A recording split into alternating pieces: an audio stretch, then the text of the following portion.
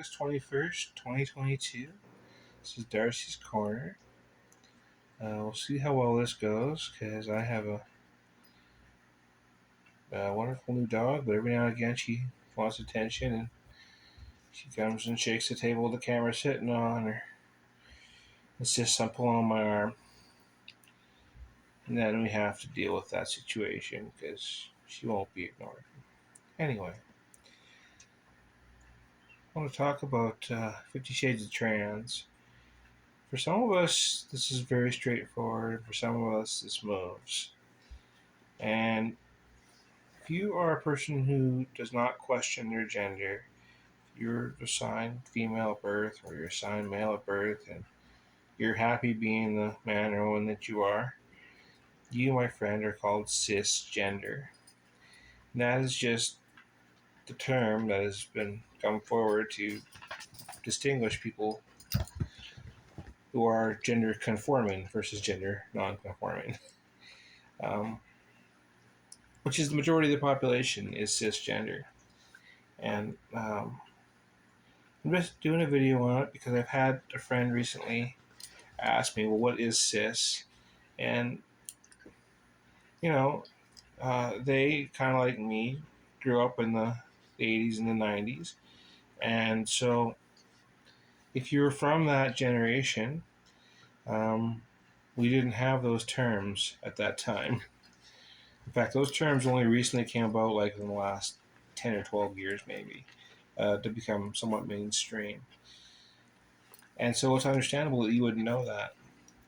It's also, it's a fickle thing being part of the trans community sometimes because it's not straightforward. It's not laid out for so many of us. You can think, oh, I 100% need to transition from male to female or female to male. And so you make the commitments and you take the steps. And then somewhere along the way, you realize there was parts of me that were my previous gender that I wanted or that I like that are still need to be expressed. The only way you find that out, by the way, is to do it. So you can't really know that going in. I mean, some people might, but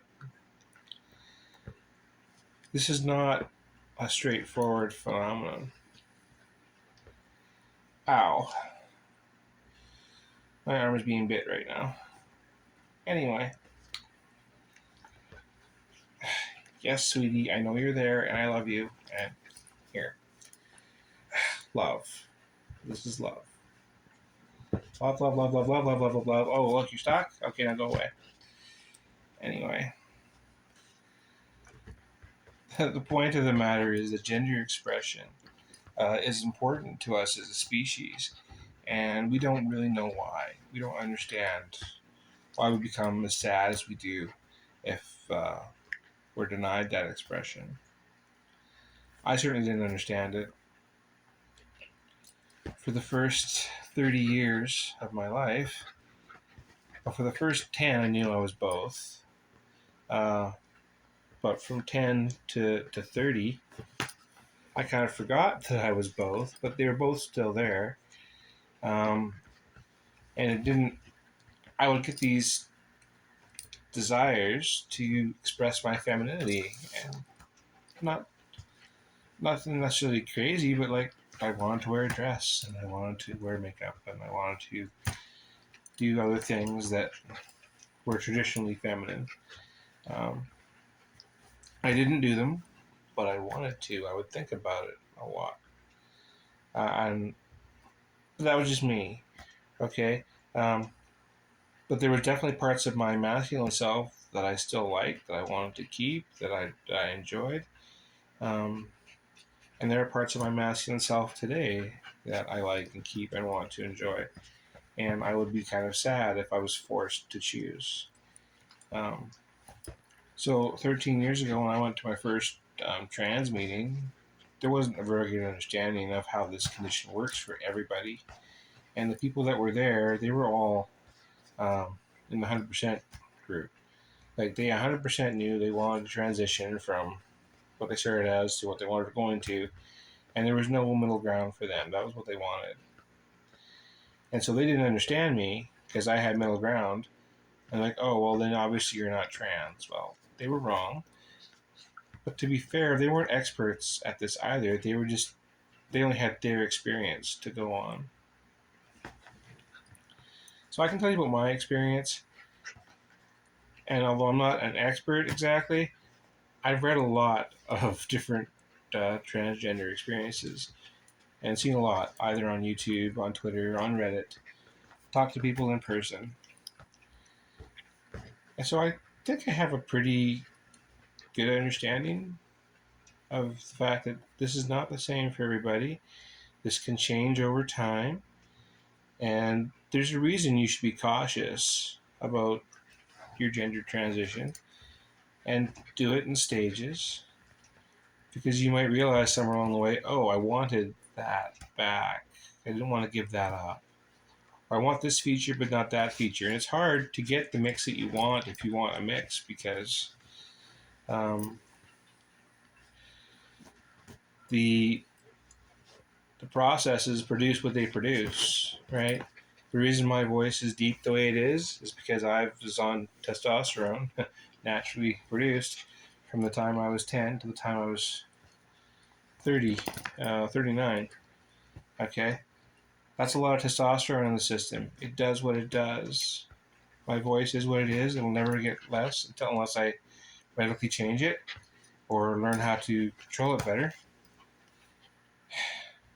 Dog, you need to chill. You need to chill. Just be loved. Just be loved. See? That's better. Anyway, the testosterone did what it did to my system. And I spent years working different jobs and stuff and building up the muscles. And shoulders are what they are, and that stuff's never going to change. Okay? Um, the hair growth that I have, the natural 5 o'clock shadow, which even now in this video you can see a little bit, that will always be there, even if I go off testosterone 100% and go on estrogen. The hair will just keep on growing forever. Same with the male pattern baldness, which I don't have too much of, but a little bit of. That's also caused by testosterone, by the way. Those are permanent changes, whether I want them to be there or not. Well, maybe I want the strength and the broad shoulders, but I don't want the deep voice. It all comes at the same time, or from the same thing, the testosterone. So you can't always pick and choose the features that you want. Sometimes you can a little bit, but not entirely. So if you're a trans masculine person, so you're assigned female at birth and you go through the process, maybe you don't want to have your breasts, so you have them removed. If you caught it early, you got on blockers and you don't have them in the first place. That's great. But maybe you like your bottom half exactly the way it is. Or maybe you don't. You could also be non-binary, assigned female at birth, and want your bottom half changed, and want your top exactly the way it is. There's nothing wrong with that. There's all combination of gender identity people. And that's fine. That's okay. But it can be confusing. It's confusing for us going through it. It's confusing for people watching. They're like, well, is that a boy or a girl? And the answer is yes. Yes, it's a boy. Yes, it's a girl. Or maybe it's neither. It's amazing how the pronoun thing can make people very happy or very upset, depending on which way you're going. And we don't always know until it happens. I know that whenever anybody calls me ma'am in a store or a bank or anything like that, it just gives me an absolute rush, a thrill, a sense of happiness that I did not know was there. It doesn't happen nearly as often as I would like, but it does happen. I don't know why it creates the happiness it does, but it does. And being misgendered, ugh, I mean, I deal with it every day at work, all day. It drives me crazy. But I don't complain about it. You know why I don't complain about it? First of all, I'm new there. I'm not trying to make waves. Also, sometimes that just makes it worse because now people have to make a big deal about it, and I'd rather they didn't. But that's me, and my experiences are just mine. They don't represent the whole community.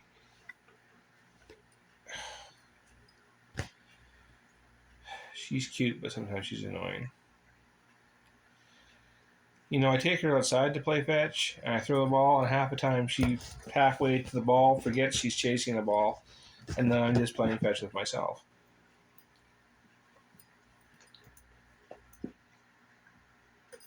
She doesn't seem to have that problem in the apartment, though. Anyway.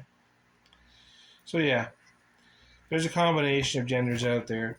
We don't always know why, and we don't know necessarily until we do it that we want a certain part of our gender back or that we want to go in a certain direction. But unfortunately, for like probably 98% of the population, they are cisgender. That means they are the gender that they think they are, and they're happy that way. And they couldn't, yeah, they wouldn't even think about ever changing genders or gender roles. Which, if you fall into that category, you are very lucky. And I hope that you're living a good life and enjoying it. Anyway, that's Darci's Corner, talking about 50 Shades of Trans. There's a good chance I'll post this one. Peace.